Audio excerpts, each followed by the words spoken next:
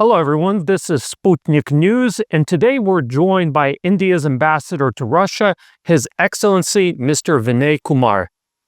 I think this interview is very timely for two reasons. Reason number one, August 15th is Indian Independence Day, an important holiday. And the second reason is that Indian-Russian relations are back in international headlines. And who better to discuss this with than the ambassador? So, Mr. Ambassador, thank you so much for joining us today. Thank you. Thank you very much for coming over. And so, before getting into the specifics, I want to start with a broader, big picture question. What is your assessment of the current state of the India-Russia relationship, and what are the key priorities right now for strengthening it? Well, India and Russia share very old ties. These ties have been built over decades. And the two countries cooperate in a large number of areas of their national programs and development activities. And so we have economic cooperation which has been increasing over the years. In last few years, it has increased many times. We have energy cooperation, including in atomic energy. Rosatom is constructing 6 reactor sites in Kudankulam for nuclear power, 2 of which have gone critical and are producing electricity. We have cooperation in space. We have very deep cooperation in academic research, particularly in Indology, which has a large number of Russian experts of eminence. And of course, we have very regular exchanges at high-level leaders, including President and Prime Minister, and we see eye to eye on a large number of international issues. So I would say that this is a very deep relationship which is expanding, and the priorities has always been to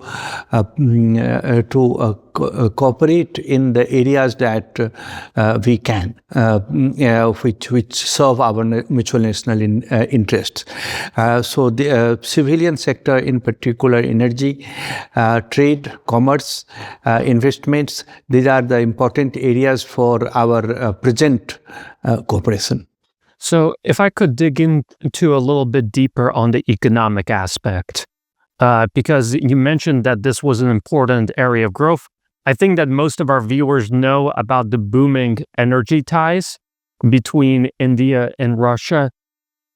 Maybe some of them know about the defense cooperation, but both Indian and Russian leaders have repeatedly stated that they want to make this economic cooperation bigger than just energy. Are we seeing significant or notable progress in any particular areas other than energy? And if so, what are those areas? Well, we have growing ties in transport sector. There is investment from the Russian side for construction of new train sets of what we call Vande Bharat. These are semi-high-speed trains. We have also increasing cooperation in pharmaceuticals. There are a number of Indian companies which have significant investments in the Russian Federation. And we are also looking at expanding manpower cooperation, skill development and skill mobility. So these are some of the growing areas of cooperation. To deepen these cooperations in economic sectors in particular, these days we have started negotiations on a free trade agreement with Eurasian Economic Union. The terms of reference have been exchanged between the two sides, and we expect that negotiations will actually start at experts level in very near future. And of course, I think, it'd be helpful for our readers just some additional context about the Eurasian Economic Union Agreement. Because if this free trade agreement were to go into effect, it would not only give India open access to the Russian market, but it would give access also to basically all of Central Asia, Belarus. And so I guess how does this sort of deal with the Eurasian Economic Union fit into India's broader regional vision? Regional integration, economic cooperation is something that has been India's policy for a number of years. In fact, we have very open and deep economic ties with our neighbors. Now, this is expanding. Just last month, we had a free trade agreement signed with the United Kingdom. We have free trade agreement also with ASEAN countries. So, looking at Eurasian Economic Union is a natural flow in terms of deepening of the ties that already exist. Yes, this we think as when we conclude negotiations will open a lot of opportunities for both sides because India is the fastest growing major economy in the world, and as such it offers a lot of opportunities for investment, but also for trade in goods. Of course, we would also be discussing with the individual members of Eurasian Economic Union FTA in services, which is also of keen interest for us. So, as you mentioned, the India-Russia relation goes back many decades. It has, structural reasons. But I want to ask you about the roles specifically of Prime Minister Modi and President Putin, because they've been working together for over 11 years now. And on camera, they appear to have a very strong personal chemistry. Now, you've been able to see this relationship closer up than, almost anyone else. How would you assess the relationship between Modi and Putin? What are the most important areas of common ground between the two leaders? I can tell you one thing to begin with, that their personal chemistry is not only good on the camera, but off camera also. In fact, I would say that off camera, it is even better chemistry between the two leaders. As you said, they have been working together for 11 years now. Prime Minister Modi is in historic third term. Both the leaders share a few common characteristics. One, that both of them are very popular leaders in their own countries. And second, both of them are very highly committed to the well-being of their people.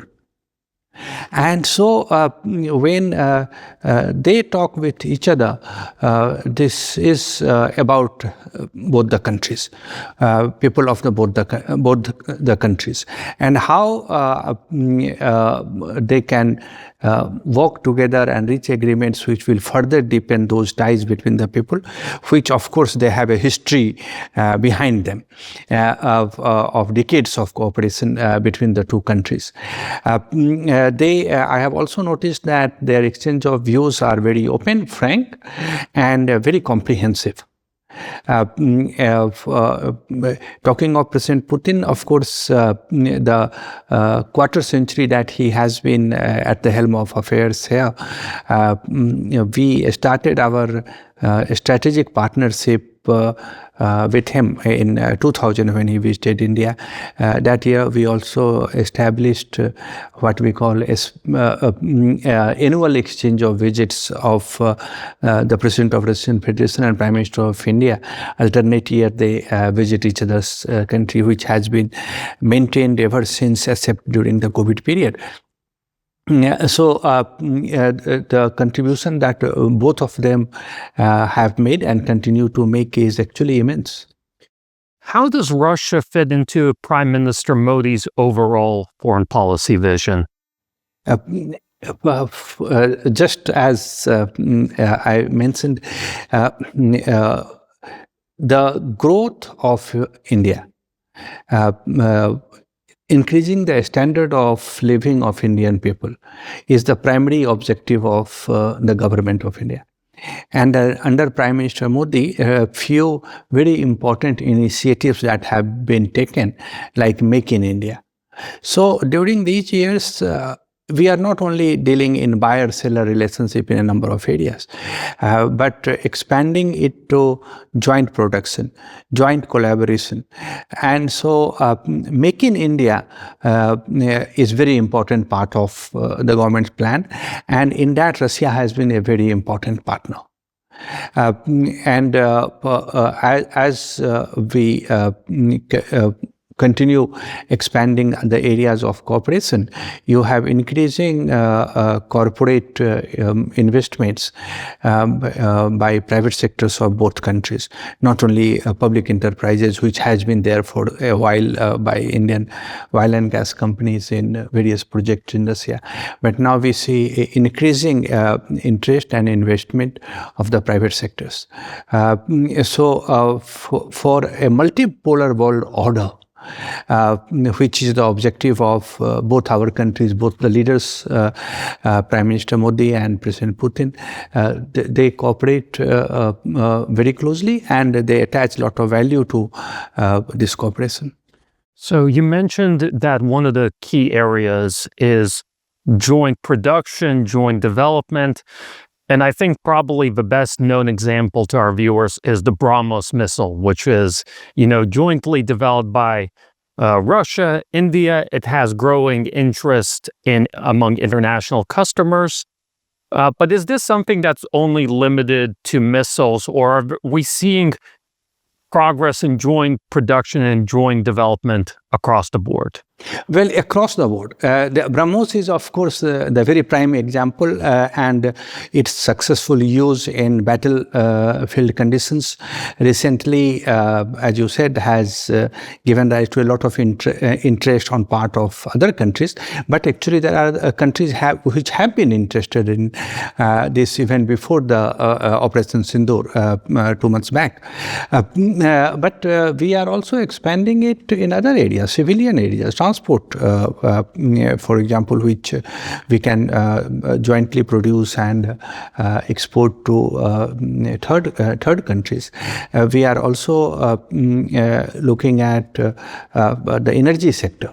In fact, there is participation of Indian companies in atomic power plant that Rosatom is constructing in Bangladesh, which is essentially, makes it a trilateral project in that. So these areas keep expanding. And I am pretty sure that in coming years, this will expand even to cover new areas.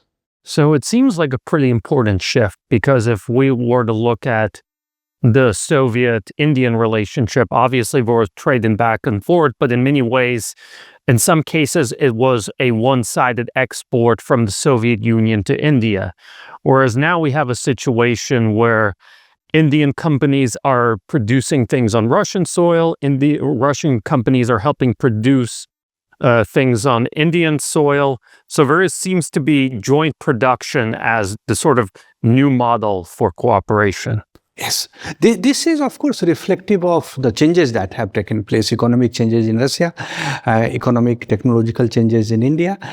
So this is very important part of our relationship is not actually stuck in 70s or 80s. It has expanded and increased in intensity and scope as the times have changed.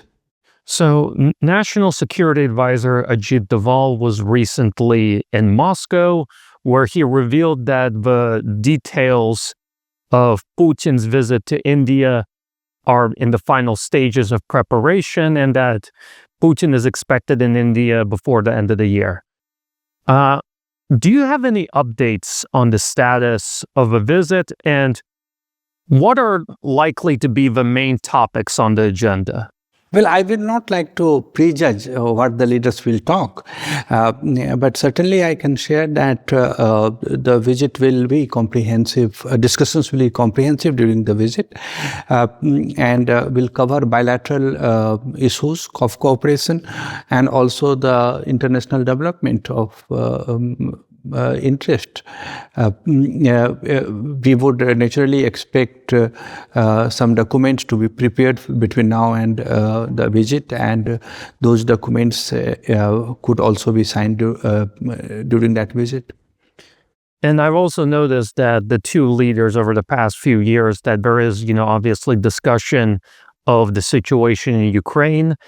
I guess sort of how does what sort of communication do the two countries have when it comes to the issue of Ukraine?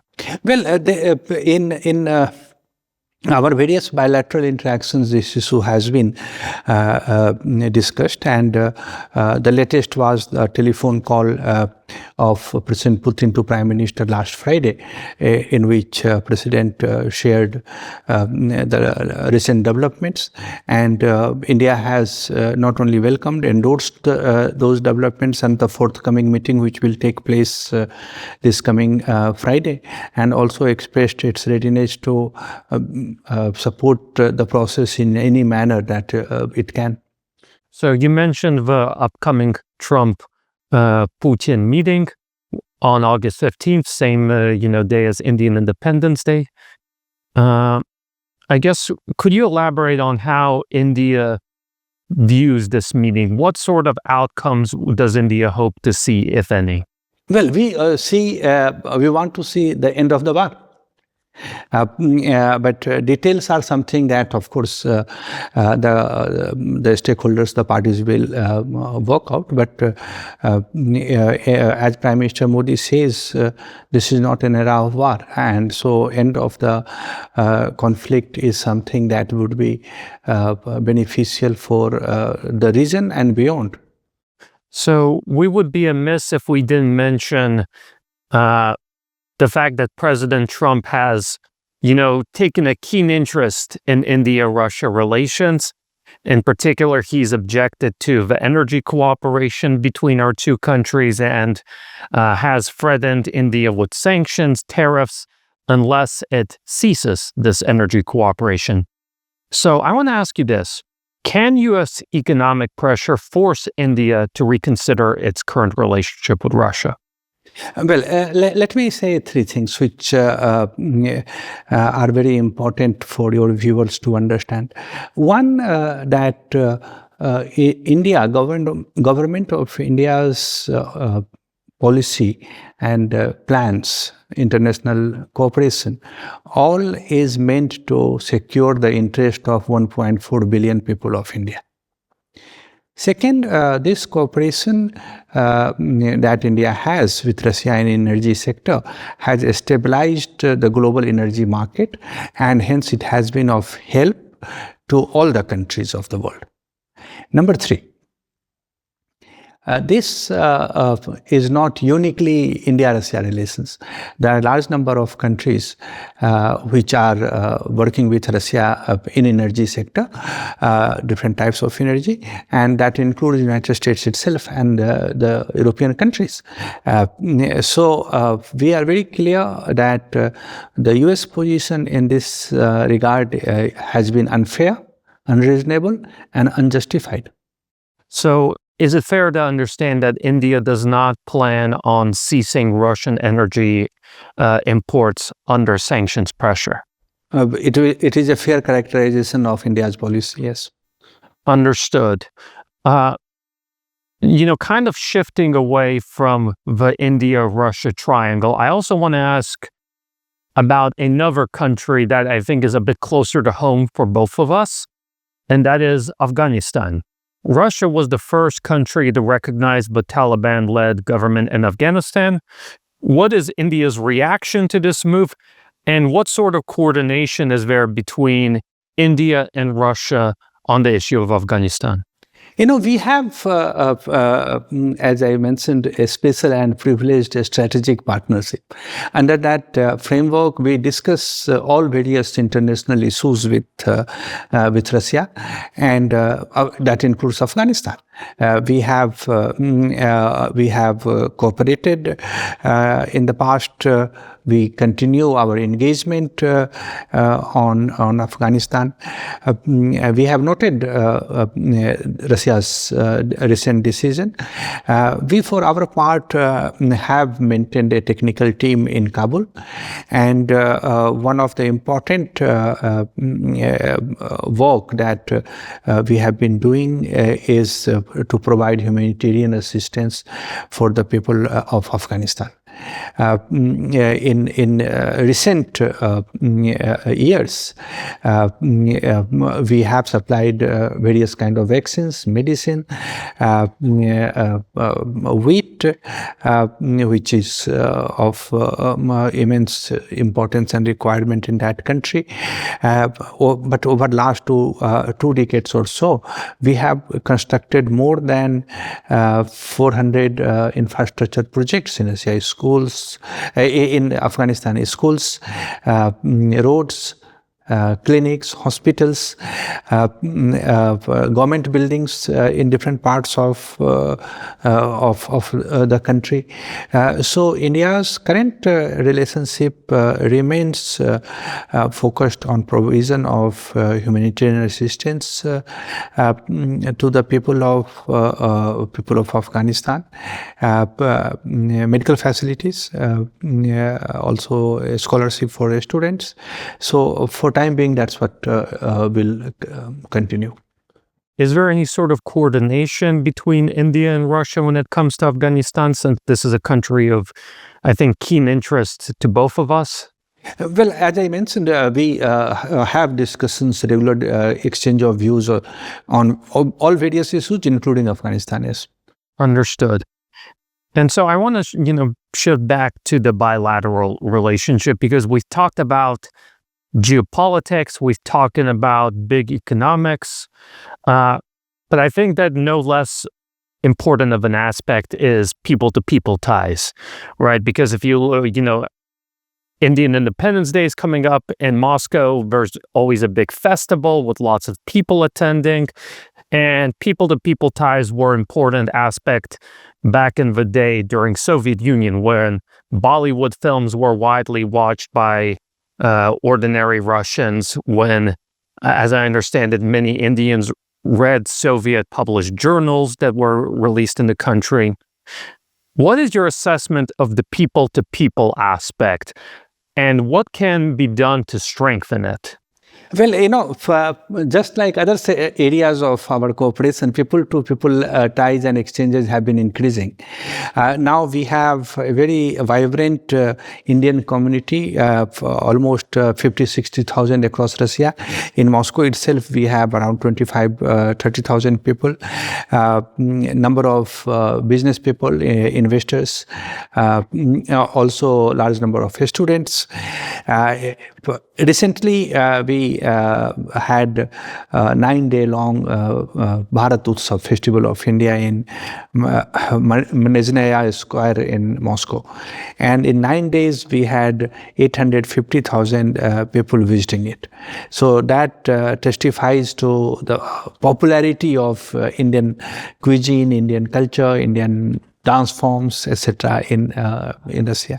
We also have 22 Russian universities teaching different Indian languages. We have similarly a great interest in Russian culture and language in India itself. More and more universities in Russia are offering Russian language classes. So I would say that the old areas of our cultural and people-to-people cooperation have continued and expanded to include new things like yoga. As we have been celebrating International Day of Yoga since 2015, we see in increasing number of cities in Russia, increasing number of people participating in these events. The benefits of yoga, Ayurveda is seeping deep down the population across the world in general, but also in Russia. So the dance classes, music classes that our cultural center holds, Hindi language classes, we have always more than full participation from the Russian students and experts. You mentioned the vibrant Indian diaspora and business community all across Russia, and this is a feature that wasn't as conspicuously present during the Soviet times. Could you talk a little bit about a bit more about the Indian diaspora in Russia and some of their successes? Some of the big pharmaceutical plants here have been set up by Indian origin people who are now resident and citizens of Russia also, right from Irkutsk in Siberia to Moscow and Moscow region. We also have the Indian community in textile, in gems and jewelry, trading, of course, and many of them have taken to the modern high-tech industries in IT and related services. The number of business people would be around 20, 25, I think, though we cannot have exact number because there is no system of mandatory information on this, and remaining 25-30,000 would be Indian students. We also have now growing presence of Indian skilled manpower, which are being recruited by the Russian companies. So, since we're on the topic of people to people, obviously business is an important aspect, contacts between universities, humanitarian institutions. I think, though, many would agree that media is a central part of that. And here at Sputnik India, we were founded with the explicit purpose of helping to reestablish some of those media bridges. So, what do you think about Sputnik India? Well, I am very happy that Sputnik is now present in India, and brings news about Russia and other parts of the world to the Indian population.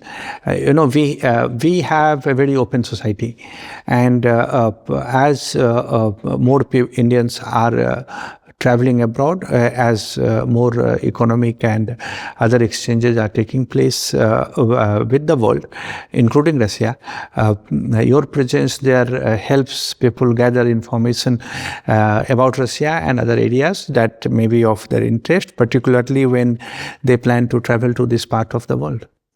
And as my final question, you became ambassador here in 2024. I think it's fair to say this has been an eventful year, not just in India-Russian relations, but across the board. I guess, what has surprised you the most about Russia? And perhaps, what are the things you are most proud to have achieved over the past year? One thing that I would say Russia never surprises. There is a warmth, there is a friendliness that I have felt all through the 33 years that I have been in Indian Foreign Service and have visited Russia at various times. So, in fact, predictability is the foundation stone of my experience with Russian people here. What is very important that people are now very technological savvy.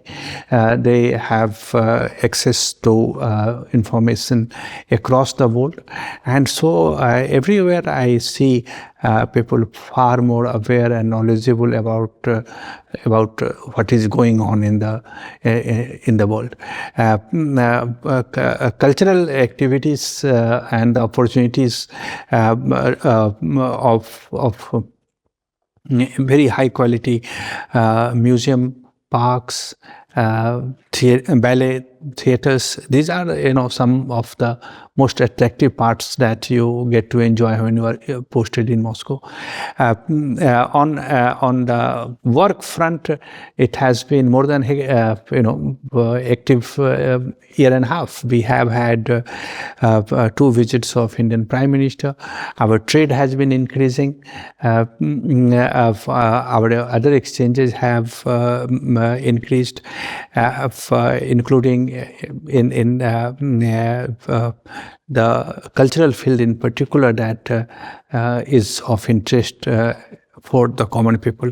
We, of course, want more Russian people to travel to India, which offers fantastic destinations from beaches in the east and west coasts of India, and also a lot of places of mountain sports and cultural and historical importance across the country.